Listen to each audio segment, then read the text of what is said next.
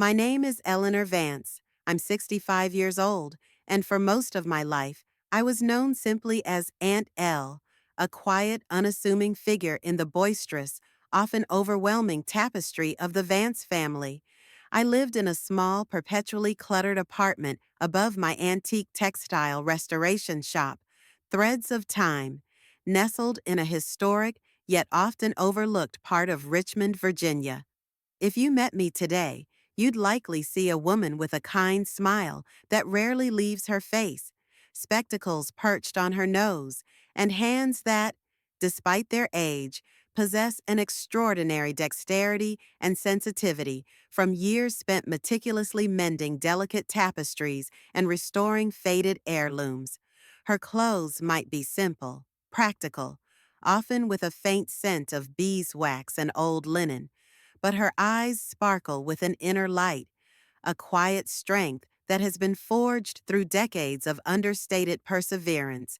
But for a long, painful time, the only thing my family saw was my modest income, my lack of flashy possessions, and what they perceived as my quaint, almost pitiful existence. This is the story of how I stopped being their joke and became the quiet, unyielding force they eventually couldn't ignore, a force woven from threads of resilience and self-worth.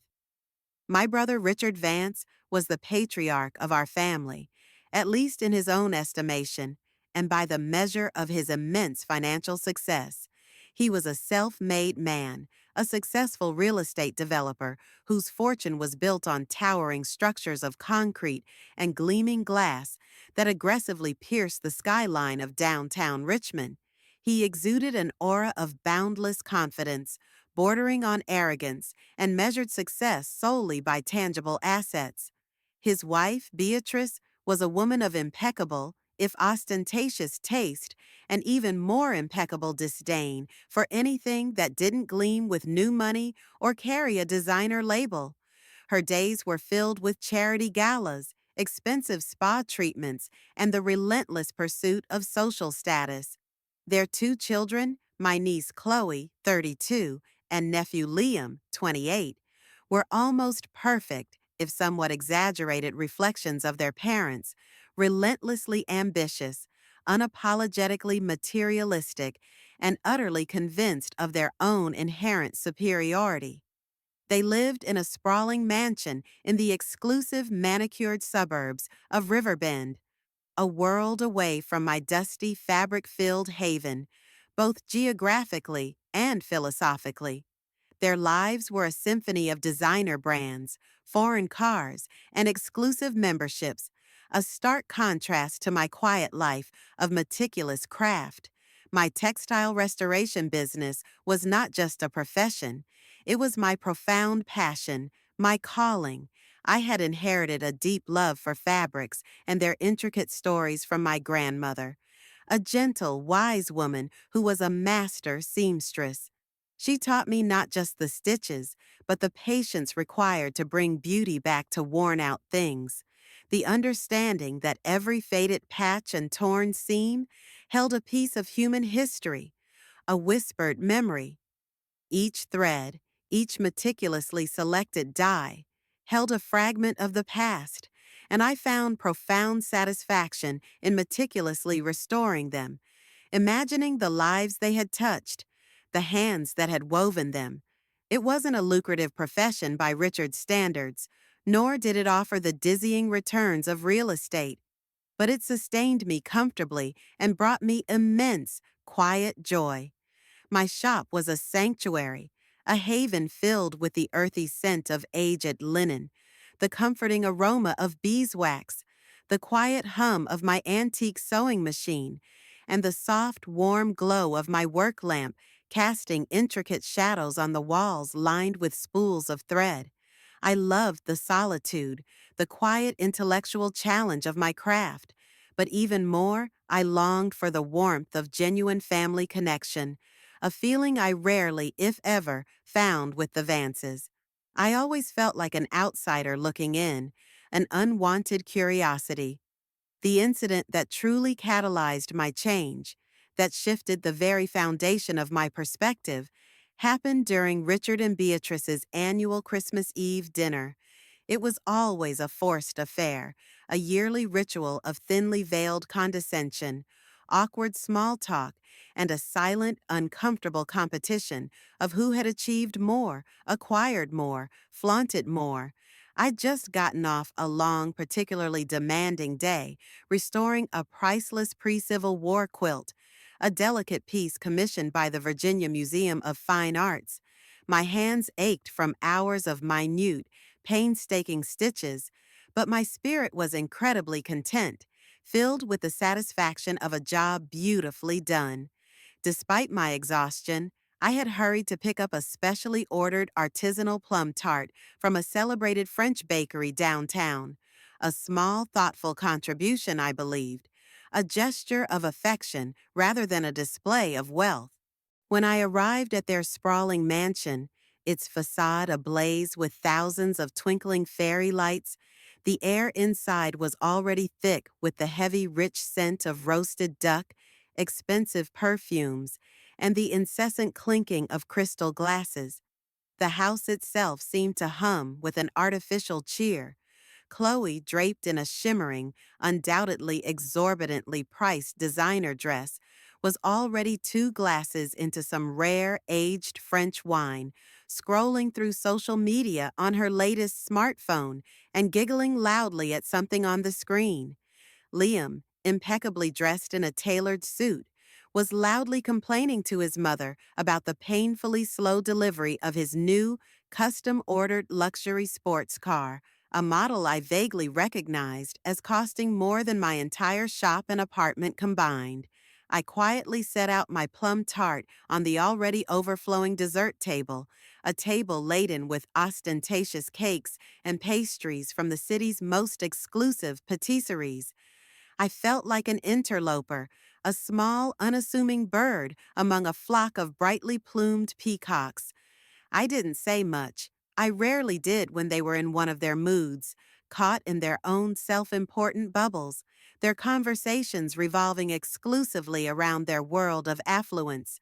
Chloe's latest boyfriend, a smug, slick-haired young man named Dean who worked in investment banking, though I knew he'd just started as a junior analyst with a modest firm, sat there with his stupid Bluetooth earpiece still in, ostentatiously scrolling stock tickers on his phone as if he were some Wall Street titan, completely oblivious to the polite company around him. I took a seat at the far end of the long, polished mahogany dining table, trying to make myself as small and inconspicuous as possible. The conversation around me swirled with a dizzying current of stock portfolios, recent luxury vacations to exotic locales, the tedious details of exclusive country club memberships, and the latest gossip from the high society circuit. When there was a brief, almost accidental lull in their self-important chatter, I politely cleared my throat and asked if someone could perhaps pass the gravy boat, which was sitting tantalizingly out of my reach. That's when Chloe, with a dramatic sigh and a theatrical roll of her heavily made-up eyes, leaned back in her chair, a smirk playing on her perfectly sculpted lips, her voice dripping with an almost unbearable, performative condescension. "You know, Aunt Elle," she began, loud enough for every single person at the table, including the silent domestic staff, to hear, "if you spent less time mending old rags and more time, I don't know, investing your money wisely, perhaps you wouldn't have to scrimp on groceries and could actually afford a proper Christmas gift for us, like a real bottle of champagne instead of that tart." She gestured dismissively at my offering, a dismissive flick of her perfectly manicured hand that made my thoughtful gift feel like a cheap insult. Liam, ever eager to follow his sister's lead and solidify his own status, chimed in with a snicker. "Yeah, Aunt Elle, still living above that dusty old shop? Grandma always said you had such a knack for antiques, but it clearly didn't translate into anything substantial, did it?"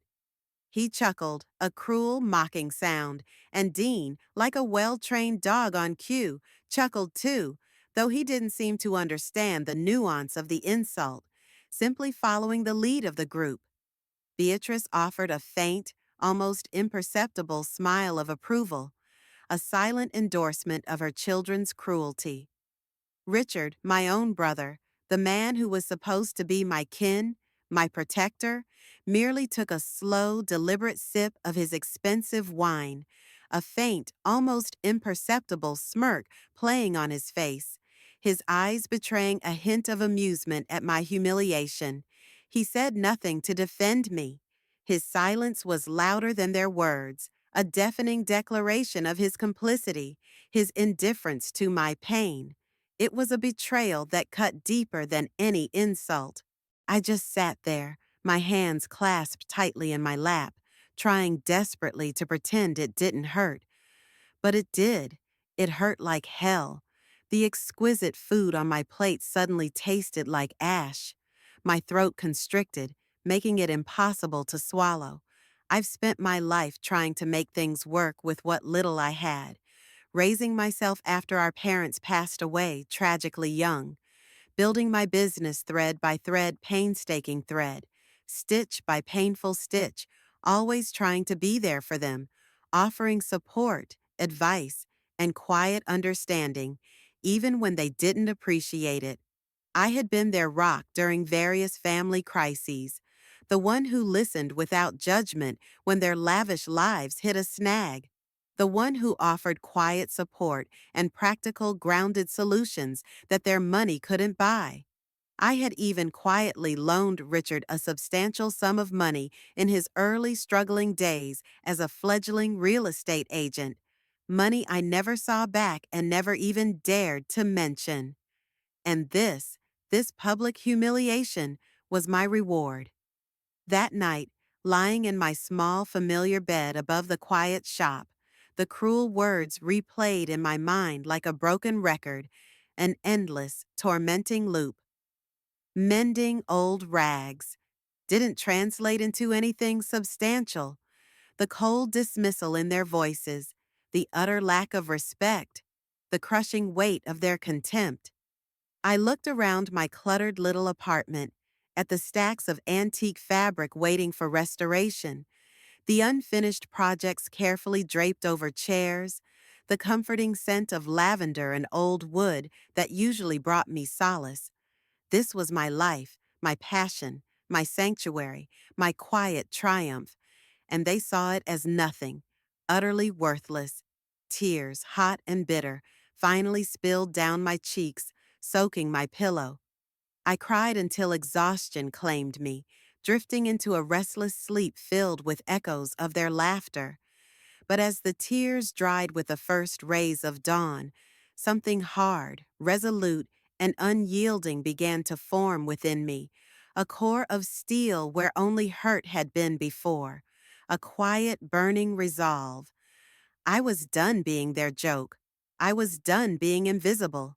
I had spent so much of my life trying to earn their approval, to fit into their glittering, superficial world, to prove my worth to people who simply refused to see it.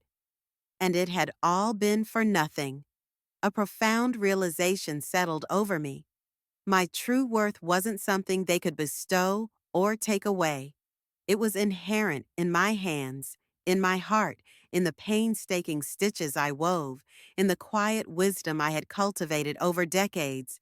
Their judgment was a reflection of their own emptiness, not my value. The next morning, I woke up with a clarity I hadn't felt in years, a sharpness of purpose that cut through the lingering pain.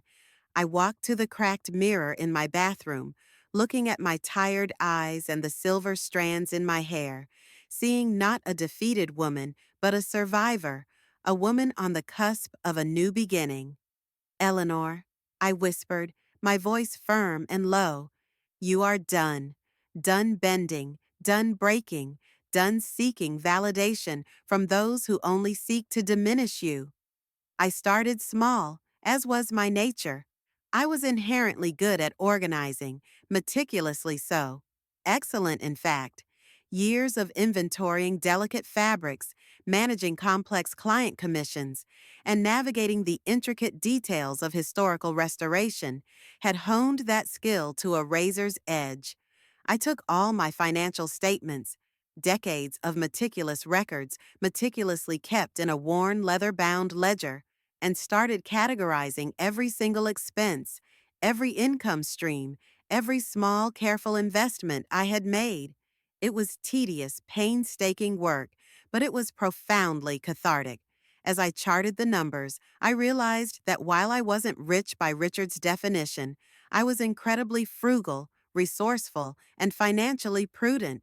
I had built a modest but surprisingly robust nest egg through careful living, avoiding debt, and making smart small investments in local community bonds, something Richard and his high-flying ilk would scoff at, but which had provided steady, reliable, and ethical returns year after year. My little threads of time was more financially sound than they could ever imagine. One sunny afternoon, a friend from the local botanical society, Clara, a sprightly woman with a passion for urban gardening, came into my shop. She was lamenting the sad state of her small urban garden. "Eleanor," she sighed, running a hand through her silver hair, "I just wish I had someone who truly understood the soil, the plants, the whole intricate ecosystem. My landscaper just plonks down whatever's in season, and it always dies. My roses are dying, and my herbs are sparse, barely clinging to life. A spark, bright and exhilarating, ignited within me. My botanical knowledge, my deep love for the earth, my intuitive understanding of plant health, it wasn't just a casual hobby. It was a profound intuitive understanding of life itself. "Clara," I said, a rare smile spreading across my face, "I think I can help you. I understand the language of the soil." That was the quiet, unassuming beginning of Eleanor's Green Thumb, my side venture into bespoke urban garden design and consultation. I started with Clara's garden, transforming it from a struggling, desolate patch into a vibrant, thriving oasis of native plants, fragrant herbs, and resilient flowers. Word spread quickly through the local community, a quiet ripple effect. People were tired of generic, unsustainable landscaping. They wanted personalized, sustainable gardens that reflected their unique tastes and respected the local ecosystem.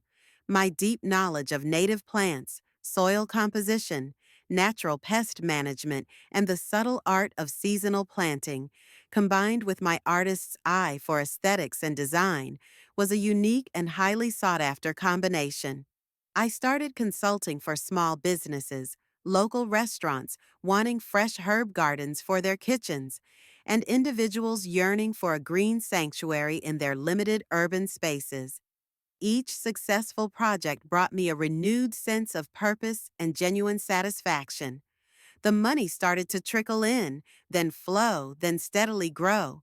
It wasn't the kind of money Richard made, the dizzying sums from speculative ventures, but it was steady, satisfying income that was entirely my own, earned through honest work and genuine expertise. I invested it wisely, following principles of ethical, sustainable growth, a stark contrast to the high-risk, high-reward gambles of my brother. My tiny apartment started to feel less cluttered, more like a comfortable, purposeful haven, a space that truly reflected my values and aspirations. I even bought a new, larger weaving loom, something I had dreamed of for years. Then came the bigger idea, born from my deep-seated frustration with the lack of truly high-quality, ethically sourced materials for antique textile restoration. I knew the best natural dyes, the finest threads, the most authentic historical reproduction fabrics. They were incredibly expensive and notoriously hard to source consistently. Why don't I create my own? I thought, a daring, almost audacious notion for a woman like me, steeped in tradition. But the quiet, unyielding resolve I had found that Christmas Eve, that deep-seated belief in my own abilities, pushed me forward. I used a portion of my carefully accumulated savings and some of the burgeoning profits from Eleanor's green thumb to set up a small artisanal dye workshop in the unused back room of my textile shop. I experimented tirelessly with natural dyes, sourcing rare pigments from around the world and resurrecting ancient, almost forgotten techniques. My background as a botanist was invaluable. I understood intimately how different plants produce different colors, how to properly extract and fix them to various fibers.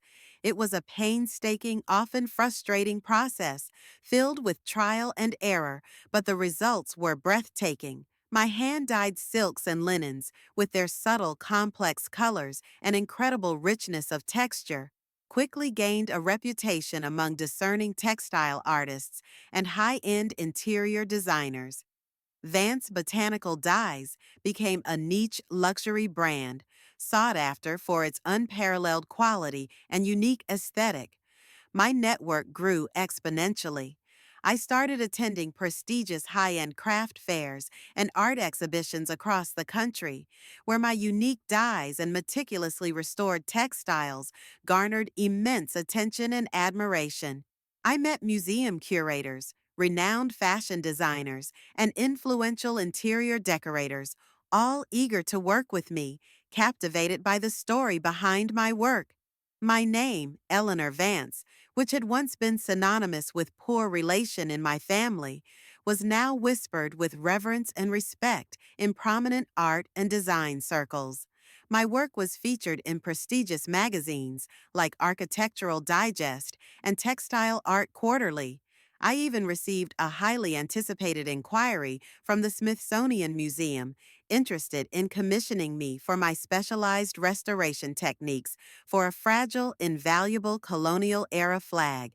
My calendar filled with commissions, lectures, and workshops. I had become, unknowingly, a quiet leader in my field.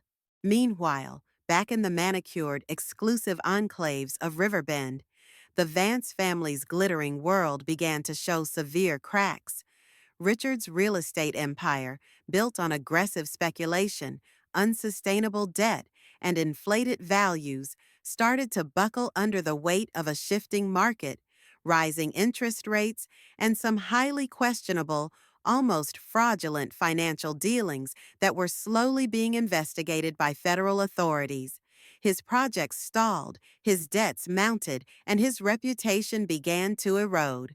Liam, despite his expensive education from an Ivy League business school, struggled to find stable, meaningful employment, bouncing between a series of flashy startups that quickly folded, burning through his parents' money. Chloe, after a brief, disastrous, and highly publicized marriage to Dean that ended in a messy divorce and significant legal fees, was back living at home, spending excessively to numb her unhappiness and complaining endlessly about her misfortunes, oblivious to the source of her family's troubles. Their financial discussions became hushed whispers, then tense arguments, then openly desperate pleas. The mansion, once a symbol of their untouchable wealth, now felt like a gilded cage, trapping them in their mounting anxieties. I kept my distance, politely declining invitations to their increasingly strained and less frequent family dinners. I was busy, genuinely busy, running my two growing businesses, managing my small foundation. Yes, I had started a nonprofit foundation to support emerging textile artists and promote sustainable practices in the arts, and even giving highly anticipated guest lectures at local universities on sustainable practices in art and ethical entrepreneurship. I was thriving, truly, deeply thriving, in a way they could never comprehend, a fulfillment that went beyond mere financial gain. One crisp autumn morning, an official-looking envelope arrived at Threads of Time. It was from Richard, not an invitation to a gala, but a letter, almost humble in its tone, a stark contrast to his usual bombastic communications. It was a formal request, asking if I could spare some time to discuss a pressing family matter that required immediate and discreet attention.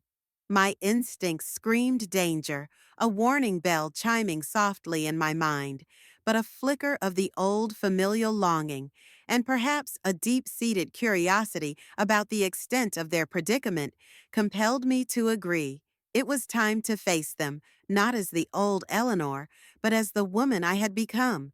We met at a quiet, unassuming cafe in a neutral part of town, far from the prying eyes of Riverbend society. Richard looked gaunt, his usual swagger completely replaced by a nervous fidgeting and a sheen of perspiration on his brow. Beatrice was there too, unusually subdued, her designer clothes seeming to hang loosely on her once imperious frame. Chloe and Liam sat beside them, their faces drawn, anxious, and devoid of their usual condescending arrogance. It was a tableau of defeated pride, a stark portrayal of their desperation. They looked like strangers, hollowed-out versions of the people I had known. Richard cleared his throat, avoiding my gaze, his hands clasped tightly on the table, trembling slightly. "Eleanor," he began, his voice strained and barely audible, we're facing some truly dire difficulties, significant financial difficulties, the likes of which we've never encountered. Carter Enterprises, dot, dot, dot. He still insisted on calling his company that, despite its shaky foundations and impending collapse, is in serious, serious trouble. We're on the brink of bankruptcy, Eleanor. We stand to lose everything. The house, the cars, even the country club membership is being foreclosed upon. Our entire legacy is at risk.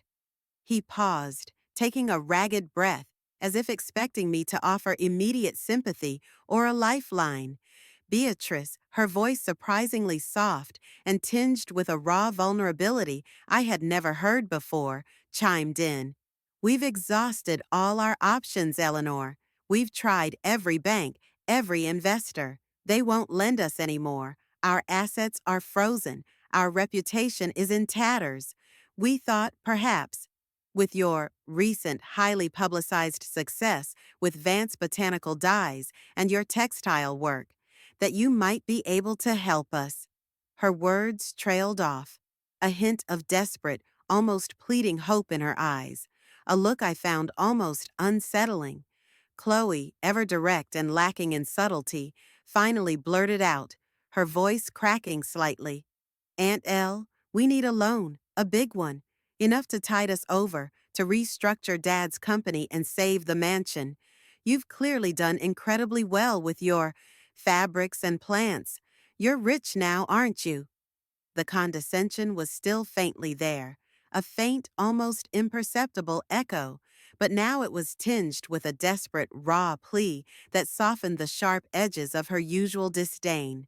Liam, looking utterly defeated, added, his voice low and weary, "Yeah, Aunt Elle, we always knew you were smart, just, in a different way, more niche.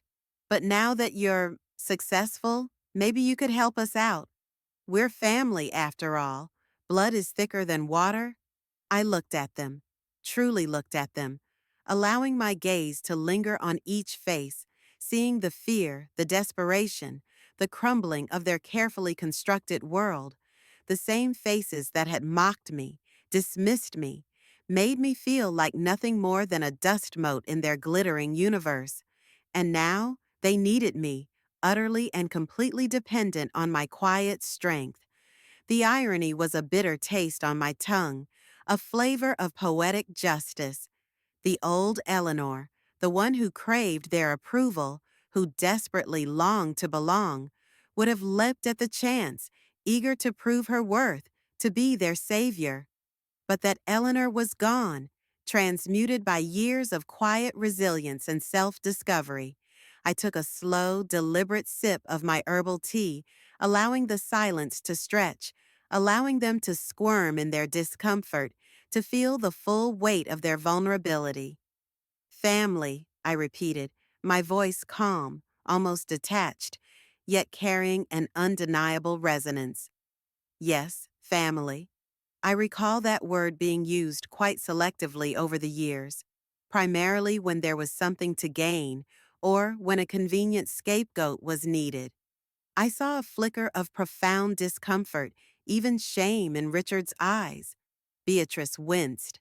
I remember that Christmas Eve with startling clarity. I continued, my gaze sweeping over each of their faces, holding their eyes one by one. The plum tart, the old rags, the nothing substantial that I had supposedly achieved. I remember being told I wasn't worthy of offering a proper Christmas gift or even a proper respectful presence in your lavish lives. I remember being made to feel small, irrelevant, an object of ridicule. My voice remained even, steady, but the words were sharp, cutting through their carefully constructed facade of entitlement, exposing the raw nerve of their past cruelty. Do you remember, Richard? Do you remember Beatrice, Chloe, Liam? Their faces flushed with deep mortification. Richard shifted uncomfortably, running a hand over his thinning hair. Beatrice looked down at her hands, twisting a diamond ring. Chloe and Liam stared intently at the table, suddenly fascinated by the intricate patterns on the tablecloth, as if hoping to disappear into the fabric. The air in the cafe, usually filled with gentle chatter, became heavy with unspoken apologies and palpable regret. So, I said, leaning forward slightly, my voice now carrying a quiet, unwavering authority they had never heard before, an authority not born of money or power, but of self-possession. When you say, help us out, what exactly do you mean? And what collateral do you propose for this big loan? Richard, desperate to regain a sliver of his old bluster, tried to explain a complex, convoluted financial restructuring plan involving leveraging future, uncertain profits from highly dubious upcoming projects. It was clear they had nothing tangible to offer, only empty promises and a desperate, pathetic hope that I would be their savior, a financial angel appearing out of nowhere. No, I said, cutting him off gently but firmly, raising a hand. I'm not interested in speculative investments, Richard. My business principles are fundamentally different from yours. I deal in tangible value, in threads that endure the test of time, in roots that deepen and strengthen over years. I build slowly, meticulously, sustainably, with an eye towards longevity and community.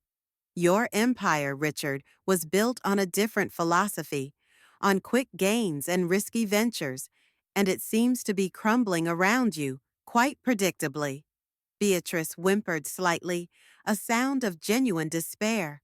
Chloe looked on the verge of angry tears, though whether from genuine sadness or merely frustrated helplessness, I couldn't entirely tell.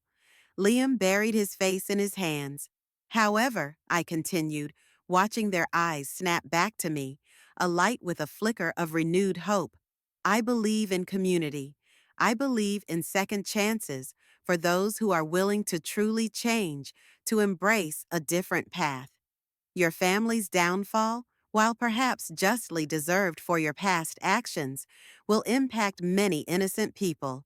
Your employees, their families, the local economy you contributed to. That I cannot ignore. I laid out my terms. They were not for a loan, not a handout, but for a different kind of investment, a more profound transformation. I would purchase a controlling interest in Richard's struggling company, Carter Enterprises, but under my complete, undisputed management. Richard would be retained as a consultant if he wished, but all major decisions, financial and operational, would be mine alone. Chloe and Liam would be offered positions within the newly restructured company, but based strictly on merit, not entitlement, and they would have to earn their keep, proving their worth through hard work and demonstrable contribution.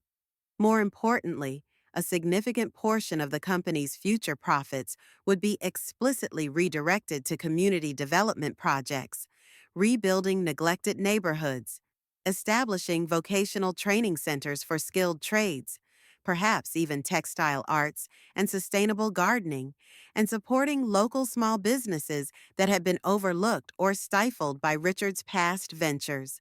I would rename the company Vance Heritage and Development, signaling a profound shift in its philosophy, focusing on sustainable, ethical real estate projects that honored community and long-term well-being rather than exploited them for quick profit. Richard looked utterly aghast, his face paling even further. Give up control? To you? And charitable projects? Eleanor, this is a business, not a charity. This is madness. It will be both, Richard, I stated, my voice unwavering, my gaze firm. Or it will be nothing. You face bankruptcy, Richard. Your empire is collapsing. This is your only lifeline, your only chance to salvage anything resembling a legacy. And it comes with new principles, a new way of operating, a new commitment to more than just profit margins. Beatrice and the children, desperate and seeing no other way out, quickly swayed a sputtering, defeated Richard. They knew this was their last chance, their only escape from financial ruin and social humiliation. With a visible struggle, a deep, shuddering sigh that seemed to deflate his entire being, he finally, reluctantly, agreed to my terms. The contract, meticulously drawn up by Eleanor Finch, was signed within days. The process of taking over Carter Enterprises was arduous, more challenging than even I had anticipated. It revealed just how deeply rooted the mismanagement, the financial irregularities, and the unethical practices truly were. It was a chaotic mess of neglected accounts, dubious partnerships, and a demoralized workforce. I worked tirelessly, applying the same meticulous attention to detail, the same patient dedication that I used in my textile restoration, to untangle the financial knots and rebuild the company from the ground up. I brought in my own trusted financial advisors, a new ethical legal team, and a cohort of compassionate, community-minded business managers. I systematically divested from unsustainable, high-risk projects and refocused the company on community-centric, environmentally responsible development. I implemented strict ethical guidelines, prioritizing local labor, sustainable materials, fair wages, and transparency in all dealings. I partnered with nonprofit organizations, using the company's resources to build desperately needed affordable housing, transform neglected urban blight into vibrant green spaces, and establish innovative educational and vocational training centers in areas that Richard had once considered only ripe for demolition, for luxury resorts or strip malls. It was a painstaking, often thankless process, met with resistance from old guard employees and skepticism from the financial world. But I persevered. Richard at first chafed bitterly under my authority, his ego bruised, his pride wounded.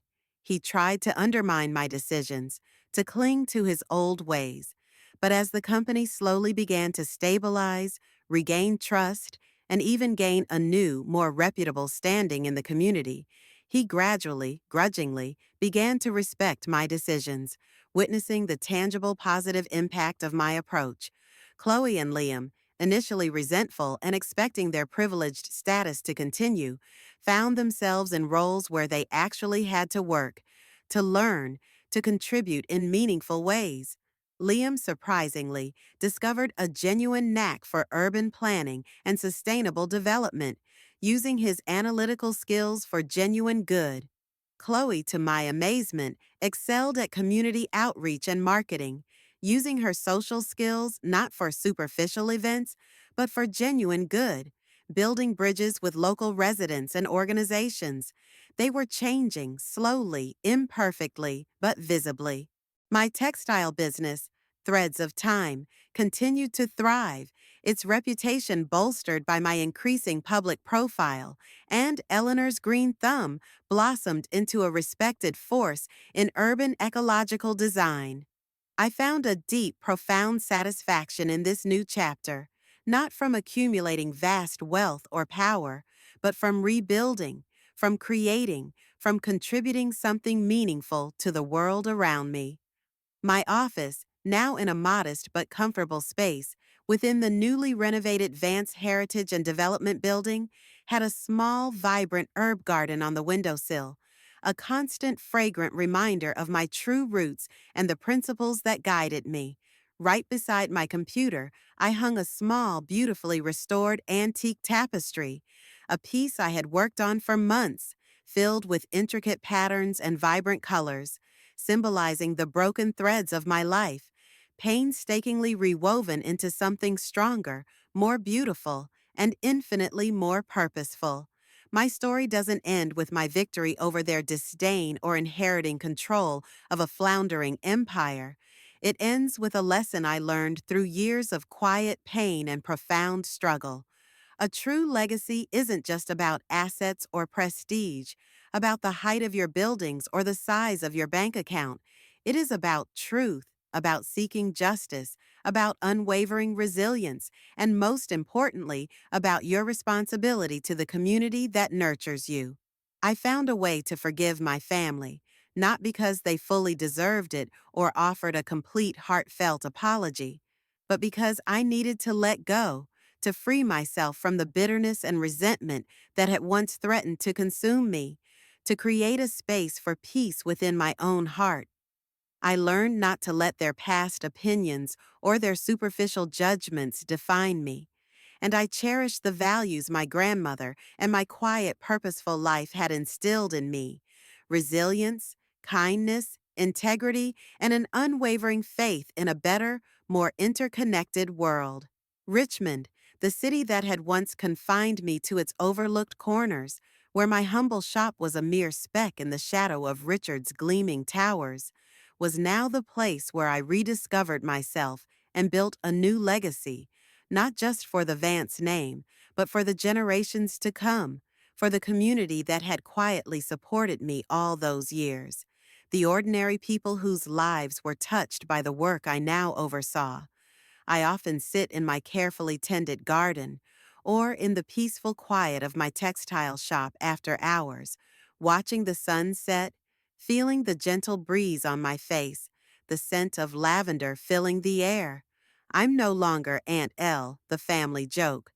I am Eleanor Vance, a woman who found her strength in the quiet art of mending, in the nurturing of growth, and in the unwavering belief that every thread, every life, every community has intrinsic value, if only you have the patience and wisdom to see it. And in that, in the quiet unfolding of each new day, in the tangible positive change I see around me, I am truly, profoundly content and deeply rich. My greatest wealth lies not in bank accounts, but in the enduring beauty I help to create, the lives I quietly impact, and the quiet dignity and purpose I have reclaimed.